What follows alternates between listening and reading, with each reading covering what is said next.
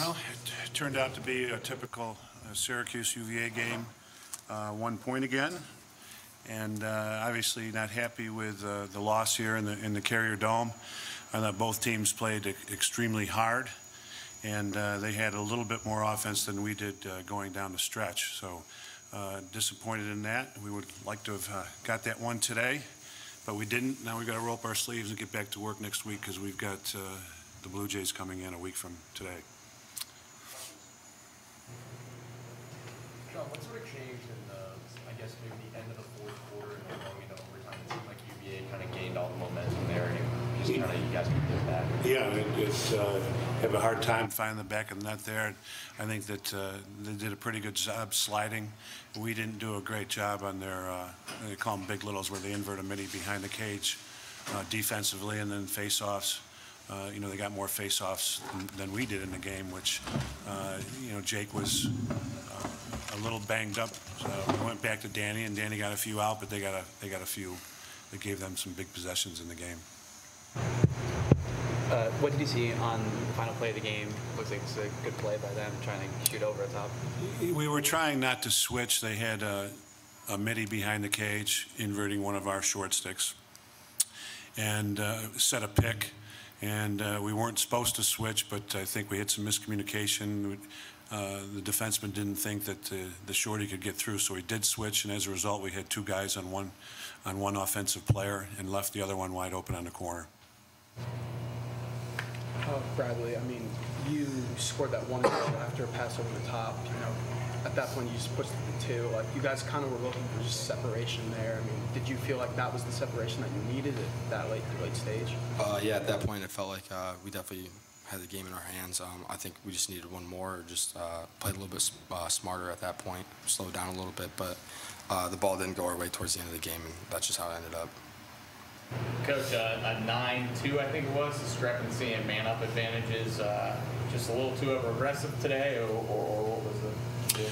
Well, a lot of them are on the dive call, and it's a very difficult call to make. It's you know, you're D'ing up an offensive player on the corner, and he rolls and dives towards the goal, and you're already pushing him out, and they turn around and they call it a push call. It's very, very difficult, and you have to also monitor which direction the dive is going, if it's going towards the goal mouth or away from it. So it's very difficult, and you know, it seems like the call is probably called right as much as it's called wrong. So I think the officials would agree it's a difficult thing. But yeah, it didn't help our cause, although I thought, especially early on, that the defense was pretty tough in man-down situations.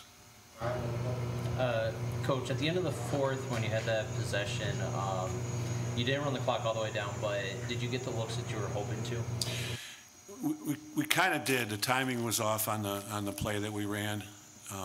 You know, it was going to have to be an outside shot, and then we inverted with Curry, and I didn't think he took the best shot coming around the corner there. I think he could have taken a couple more steps. So it's, you know, it didn't get great looks, but the plays that we set up we thought would be successful. Tyson, what do you tell the defense as a way to not get frustrated when they're calling so many penalties out there? Just basically try to keep our heads on straight, just keep playing the way that we play, and just try not to take any penalties, I guess. Coach, just going back to the face-off X, did you have a plan to rotate Varello and Fopp today, or did you mentioned Fopp got a little banged up? Did that kind of force your hand in? It did.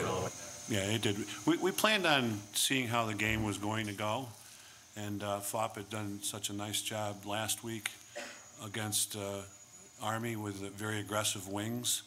So we wanted to go back with that because first of all, he did well, and they had some pretty aggressive wings from UVA today, especially the guys that we'd seen on film.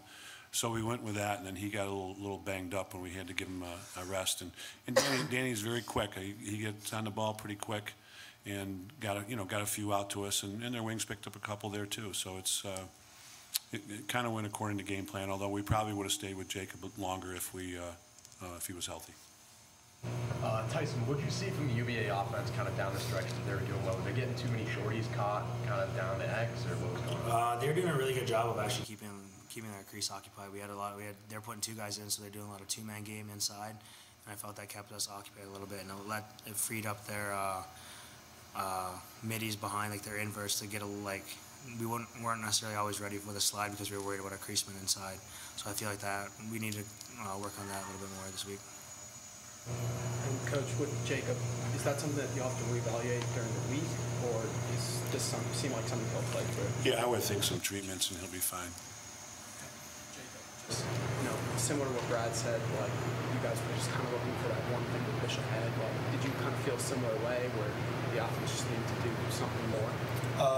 Yeah, I mean, at that point in the game, I definitely felt like we had control of the game when we scored that whatever goal it was. But we definitely needed one more, and to probably play a little smarter for us to have control of the game and win it in the end.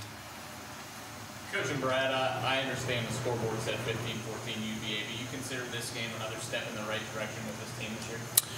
Well, to have game experience in these types of games is always helpful. It helps you when you run into similar situations going forward.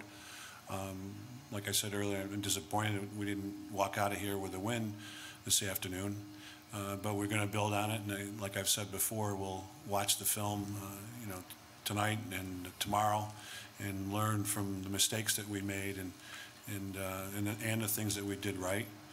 And like I said before, I think that the mistakes that you make are more amplified when you lose a game than when you win a game. So we'll be paying special attention to all the goals they scored and the ones we did too. Coach, they switched goalies there at halftime. How did that make a difference then in the second half? We were prepared for both goalies. I think when the freshman went in a week ago against Princeton and had 24 saves, I thought that we'd probably see him again. And then they got a couple of backups that are pretty good, and their starter from earlier in the season came out today, and he's got a lot of game experience. So sometimes it's a change-up too. That the first goalie was a right-handed goalie, the second goalie was a left-handed goalie, and you can get used to shooting on, say a right-handed goalie like we were early in the game. And other coaches will use their lefty to come in as a change-up, because usually the strength is on the other side now. So it wasn't a surprise, and I didn't think it hurt us too much. And Coach, just a two-part question for you and Tyson, actually. Just Mike Krause is somebody you obviously know that you have to prepare for and game plan for going in, and he still is able to have a big game. Just for you, what's tough about game planning for him, and for Tyson, what's tough about executing that game plan once you finally get against him? Well, he's a terrific Dodger, and we saw more inverts today. We call them big littles with a short stick behind and a defenseman behind. We've seen more of that today out of them than I think we've seen all year. I mean, we know they do it, but they were having some success with it, so I think they just kept going back to it in the fourth quarter. And what happens is you get a switch off of a pick, you get a short stick defender on him now, and he's tough to keep out. We needed to go a little quicker to him when we had that situation, and then the last one was tough because we let the guy go right all by himself on the corner with two going to the ball. Coach, I'm sorry. Just kind of what you said. They did a good job of inverting this game. I think that's what it was. We had a little bit of a tough time with that, but all in all, I thought we played decently defensively.